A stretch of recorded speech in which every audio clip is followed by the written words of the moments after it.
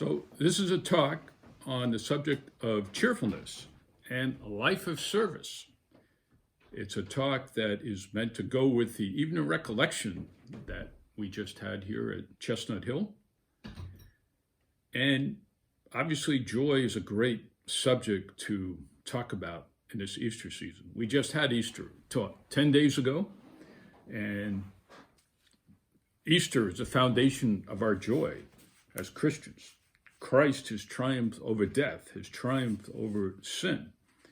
Everything that leads us away from true happiness, our Lord has put right.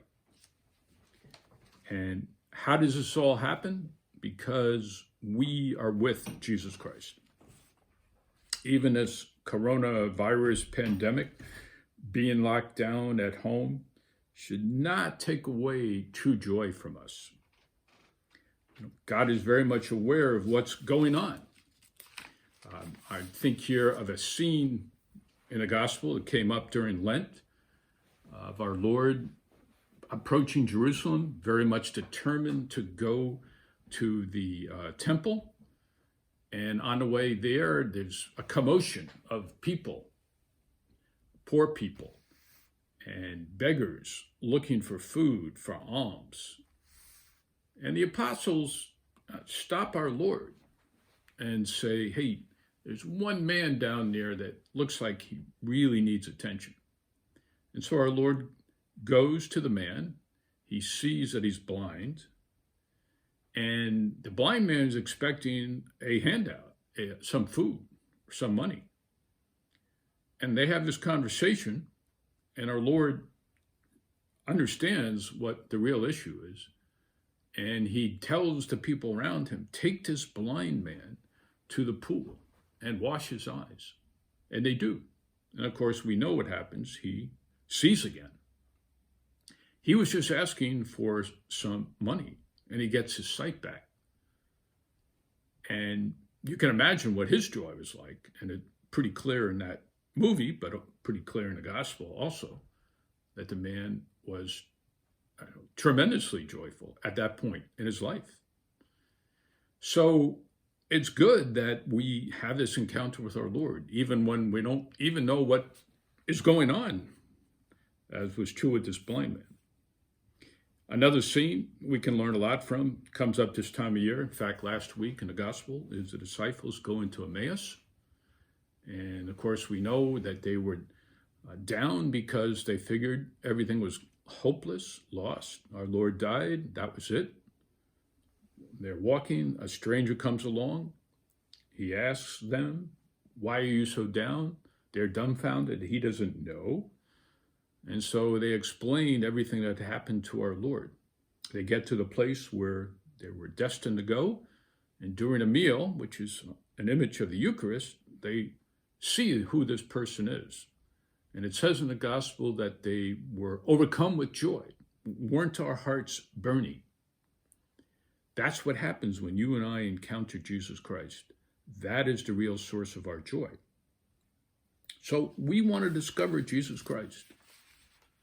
I thought I would read a few lines from the very first exhortation of Pope Francis after he became Pope, The Joy of the Gospel, written towards the end of 2013.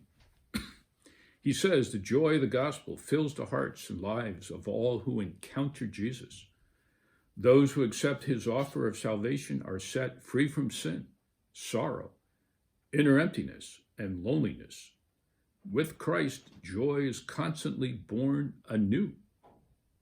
A little bit later, I invite all Christians everywhere at this very moment, it sounds like he's talking about right now, to a renewed personal encounter with Jesus Christ, or at least an openness to letting him encounter them. I ask all of you to do this unfailingly each day. No one should think that this invitation is not meant for him or her, since no one is excluded from the joy brought by the Lord. So how do we make this encounter? I think we know a lot of the ways that we can make this happen. I will talk about two ways. One we know extremely well, and that is through prayer. It's great that we learn to put aside a little bit of time, a few minutes or more, to pray to our Lord. And just a few thoughts of what we may want to pray about. And one is just the ordinary things of life, which right now I think for a lot of us include Zoom sessions every day, keeping your children busy, working remotely with your colleagues, and then realizing, sadly perhaps, that we cannot go to daily Mass, but hopefully with a sense that God is my Father. I want to share my life with him, and I want to learn from him. Another scene in the gospel also came up last week, the week after Easter. After the resurrection, our Lord approaches the apostles who went back fishing to support themselves. They're fishing, but they catch nothing after being out all night. Our Lord is on the shore and says to the apostles, "Cast of your nets," and they haul a great deal of fish. They're still probably not exactly sure who this person is. They get to the shore, and what does our Lord do? He cooks breakfast for them. How charming is this scene, that our Lord wants to be with his apostles and wants to be with them in a very ordinary way. Well, this is great for us to meditate on, that we too can just be with our Lord in the midst of ordinary things. Now, we may have some serious concerns and issues. It's good that we have a sense of bringing those to our Lord too. In a sense, that's what the apostles were doing there, because after the death of our Lord, of course, the apostles at this point weren't sure what was going to happen. So what do? They go back trying to figure out how to make a living, which in the world we live in, that's a very real reality right now for many people, maybe some of you. But the answer, again, is to go to our Lord. He will point us in the right direction. He will give us lights. And so we bring those fish, which we've caught through God's help, to the feet of our Lord. And in a sense, with that, the pathway out of our difficulties is there. And what happens with those apostles is that not only catch fish, they catch 153 large fish, as it says. That's the kind of answers we get when we go to our Lord.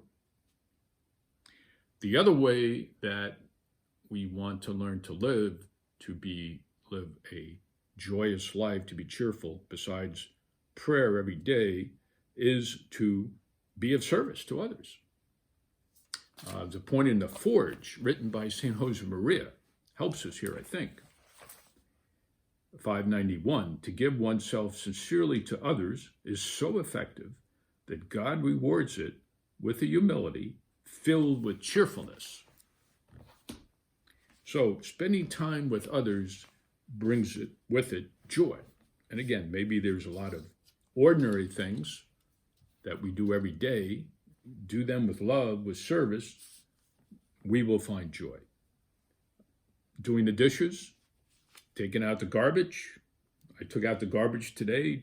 Tomorrow is garbage day in Newton, so we took out the garbage today. Playing board games. Maybe a lot of you are getting tired of playing Monopoly and Clue and all these other games with your children. Not complaining. I digress here. It's a great story I always think of when I talk about not complaining. About 15 years ago, we knew a student at Boston College, Matt Collier. Maybe some of you know him. He's probably now in his late 30s. He's married. I think he has 3 children, lives in New Jersey. We asked Matt, Jim Stenson and I, as he was finishing senior year, what advice would you give to incoming freshmen to profit the most from your college years? And he wrote up a whole bunch of stuff for us, but the one that always sticks out for me is don't complain, and don't think you're the only one who is busy. If you walk up and down your hallways in your dorm announcing to the world how busy you are, you're not going to win too many friends. Everyone is busy. Everyone is as busy as you are. So not complaining is a good way to truly be aware of others and to serve others. Now, we're talking about more or less ordinary situations here, how to serve. And sometimes, though, we find more difficult situations, more serious situations. Caring for a sick person, wondering what to do for yourself. You may be out of work, or you know other people out of work. How do you serve those people? How do you solve those situations? And again, going back to the first suggestion here, always is to go to our Lord first, to turn to him. And then, because of that, most likely, things happen. And a lot of times what our Lord is going to point us to is counterintuitive, really, kind of small, ordinary things, small acts of love, and ways to serve. Again, these still could be in a situation of some difficulty. A phone call to someone, a meal. Maybe you can't even deliver a meal to someone these days, but we can be creative about it in terms of how we can make that happen. And then a very simple thing, no matter what the situation is to smile. Often we really can't do too much for a person for whatever reason. But if we are undergoing and someone else is undergoing a difficulty, everything can change if we truly put on a good face, if we truly smile, if we truly try to understand the situation that a person is in. We want to work to create a pleasant atmosphere for ourselves and those around us. And again, everything changes when we do that. It seems so simple, but it really is extremely effective. That's it for the talk. Happy Easter to all of you and your families. I would suggest a couple of things here. Well, first of all, thank you for your prayers for our center and our apostolates that all of you take part in one way or the other. It's great that everyone is trying to keep up contact through the internet, through phone calls these days. And I hope what's going to happen is that once we get over this coronavirus situation, we will be more inclined to spend time with people on a personal basis. And that's great. If an effect of all this is that we spend more time with people, then we have accomplished something. A few other things. Many of you would like to make a retreat at Arnold Hall. Unfortunately, we can't have retreats at Arnold Hall. There is some hope that we can have, at least for the men, a retreat towards the end of May. Let's see if we can make that happen. But if you go to the arnoldhall.org website regularly, you'll see updates as to whether or not we can still have retreats during this whole springtime. Also on our chestnuthillcenter.org website, we put updates there for other activities, including meditations that Father John Greco, the chaplain here, does himself, and the link for those meditations you'll find in the Chestnut Hill website. Again, thank you for taking part in this evening recollection tonight.